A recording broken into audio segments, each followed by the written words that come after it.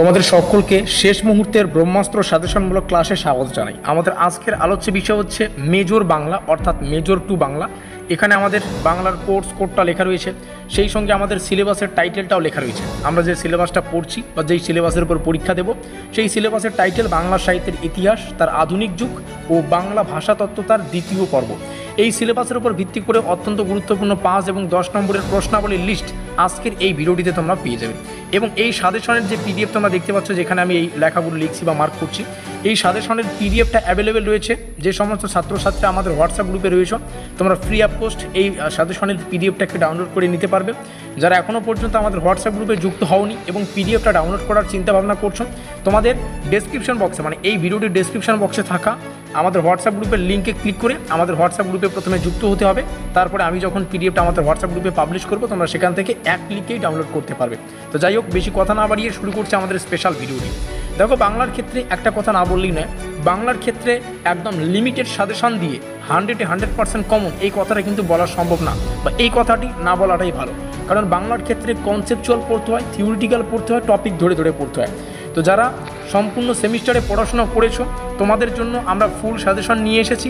মানে যে সমস্ত প্রশ্নাবলীকে শেষ মুহূর্তে তোমাদের ভালো করে প্র্যাকটিস করে যাওয়া উচিত, বা একবার হলেও দেখে যাওয়া উচিত। তোমরা ভিডিওটি সম্পূর্ণ দেখলেই বুঝতে পারবে।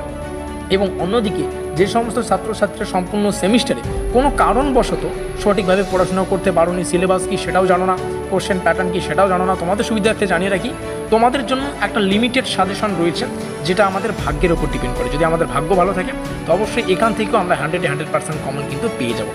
তো যাই হোক, দুটো সাজেশনই আলোচনা করব। প্রথমে আমরা লিমিটেড সাজেশন আলোচনা করব, তারপরে ফুল সাজেশনটি আলোচনা করব। লিমিটেড সাজেশনে রয়েছে সম্পূর্ণ সিলেবাস থেকে বাছাই করা টপ 20টি প্রশ্ন, এবং ফুল সাজেশনটা একটু পরেই আমরা দেখতে পারবো। তো যাই হোক, পিডিএফ ডাউনলোড করার জন্য আমাদের হোয়াটসঅ্যাপ গ্রুপে যুক্ত হবে। এখানে সিলেবাসটা তোমাদের বোঝানোর সুবিধার্থে রেখেছি। দেখো, এখানে আমাদের পর্ব 1 দুটো টপিক আছে, একটা গদ্য ও প্রবন্ধের টপিক, একটা সামরিক পত্রের টপিক। আমরা জাস্ট এখানে সিলেবাসটাকে ডিজাইন করেছি, অফিসিয়াল সিলেবাসটাকে। তো এইভাবে কিন্তু 4টা পর্ব রয়েছে, তার মানে কি একটা হিউজ সিলেবাস, ঠিক আছে। আর এই সিলেবাস থেকে টপ মোস্ট ইম্পর্টেন্ট 20খানা প্রশ্ন লিমিটেড আকারে আমরা তোমাদের সামনে শেয়ার করছি, একটু দেখে নাও। তো যে 20খানা প্রশ্ন পড়তে হবে আমি জাস্ট ধর করে পড়ে দিচ্ছি। তোমরা তো পিডিএফ ডাউনলোড করলে প্রত্যেকটা বিষয় পেয়ে যাবে। ফোর্ট উইলিয়াম কলেজের প্রতিষ্ঠা উদ্দেশ্য, বাংলা গদ্যের বিকাশের ভূমিকা, রামমোহন রায়ের গদ্য সাহিত্য ও সমাজ সংস্কারের অবদান, ঈশ্বরচন্দ্র বিদ্যাসাগরের গদ্য রচনার বৈশিষ্ট্য ও বাংলা গদ্যের সংস্কারে তার ভূমিকা, বঙ্কিমচন্দ্র চট্টোপাধ্যায়ের প্রবন্ধ সাহিত্যের প্রধান বৈশিষ্ট্য, সবুজপত্র কল্লোল গোষ্ঠীর সাহিত্যিক বৈশিষ্ট্য ও আধুনিকতার আলোচনা, মাইকেল মধুসূদন দত্তের কাব্যে নবজাগরণের চেতনা কীভাবে প্রতিফলিত হয়েছে। এই যে প্রশ্নাবলী, এগুলো 5 অথবা 10 উভয় মার্কের জন্যই মোস্ট ইম্পর্টেন্ট। তোমরা জাস্ট প্রশ্নাবলীকে ফলো করো, প্রশ্নাবলীকে পড়ো, পরীক্ষা ঠিক যেভাবে আসবে সেভাবেই লিখে দেবে। রবীন্দ্রনাথ ঠাকুরের কবিতায় মানবতাবাদ ও প্রকৃতি প্রেমের প্রকাশ, নজরুল ইসলামের কবিতায় বিদ্রোহ ও মানবমুক্তির বাণী বিশ্লেষণ করো, জীবনানন্দ দাশের কবিতায় প্রকৃতি ও নগর জীবনের দ্বন্দ্ব ব্যাখ্যা করো, দীনবন্ধু মিত্রের নীলদর্পণের সামাজিক তাৎপর্য আলোচনা করো। এইভাবে প্রত্যেকটা প্রশ্ন 20খানা প্রশ্ন তোমাদের সামনে শেয়ার করছি। তোমরা চাইলে স্ক্রিনশট করে রাখতে পারো, কিংবা পিডিএফ তো পেয়েই যাচ্ছ। এই যে প্রথম 20খানা প্রশ্ন বললাম, এগুলো হচ্ছে লিমিটেড সাজেশনের অন্তর্গত। যারা সম্পূর্ণ সেমিস্টারে কোনো কিছু পড়োনি, এখনও অনেক সময় রয়েছে, প্রায় 8 দিনের মতো রয়েছে, কম করেও যদি বলি। তো ডেলি যদি 3খানা করে প্রশ্নও পড়তে পারো, তবুও কিন্তু তোমরা একটা পাস মার্কের পাস মার্কের একটা সুন্দর নম্বর বা সুন্দর একটা স্কোর করেই সেমিস্টারটা শেষ করতে পারবে। এবং যারা সম্পূর্ণ সেমিস্টারে টপিক ধরে ধরে পড়েছো, যারা এবং তোমাদের পড়াশোনাটার টার্গেট হচ্ছে পরীক্ষায় ফুল স্কোর করা, তোমাদের জন্য একটা ডিটেলস সাজেশন তৈরি করা হয়েছে। এটাকে সাজেশন বলাটা ভুল হবে, তবে আমরা সম্পূর্ণ সিলেবাস থেকে যা যা পড়তে হয় তার একটা লিস্ট তৈরি করেছি। এগুলো একটু চোখে দেখে রাখো বা চোখ গুলিয়ে রাখো। আর একটা পিডিএফেই যেহেতু সব কিছু বিষয় রাখা আছে, তোমরা পিডিএফটা ডাউনলোড করলে প্রত্যেকটা বিষয় এখান থেকে কিন্তু দেখে নিতে পারবে। তো এই হচ্ছে প্রশ্নাবলী, আমরা প্রত্যেকটা বিষয় দেখে নিলাম।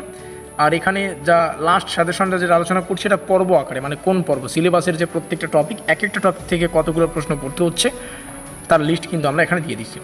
যেমন এখানে দেখতে পাচ্ছ যে বাংলা ভাষার বা বাংলা ভাষাতত্ত্ব যেটা দ্বিতীয় পার্ট আছে, এখান থেকে মোটামুটি 7টা বা 8টার মতো প্রশ্ন আছে। এগুলোর প্রশ্ন যদি আমরা একটু দেখি, বাংলা উপভাষার প্রধান শ্রেণী ও বৈশিষ্ট্য, রাঢ়ী, বরেন্দ্রীয়, ঝাড়খণ্ডী উপভাষার ভাষাগত বৈশিষ্ট্য, ধ্বনি পরিবর্তনের প্রধান কারণ ও ধারা আলোচনা করো, শব্দার্থ পরিবর্তনের প্রধান কারণ ও উদাহরণ সব ধারা বিশ্লেষণ করো, বাংলা শব্দভাণ্ডারের দেশীয় বিদেশি উপাদানের সমন্বয়। এইভাবে প্রত্যেকটা প্রশ্ন রয়েছে। তো যাই হোক, যেমনটা প্রত্যেকটা বিষয় বললাম, তোমরা পিডিএফ পেয়ে যাচ্ছ আমাদের হোয়াটসঅ্যাপ গ্রুপে। তো যারা এখনও পর্যন্ত যুক্ত হওনি, ডেসক্রিপশন বক্সে লিঙ্ক রয়েছে, সেখানে ক্লিক করে হোয়াটসঅ্যাপ গ্রুপে যুক্ত হয়ে নাও।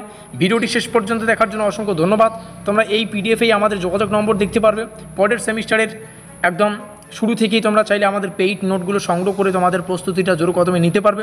আমাদের পেইড নোট সম্পূর্ণ সিলেবাসের উপর ভিত্তি করে হয়, যেহেতু সেমিস্টারের শুরুতেই নোটপত্রগুলো দিয়ে দেওয়া হবে। তো এই হচ্ছে আমাদের অফিসিয়াল যোগাযোগ নম্বর। দেখা হচ্ছে পরের কোনো ক্লাস।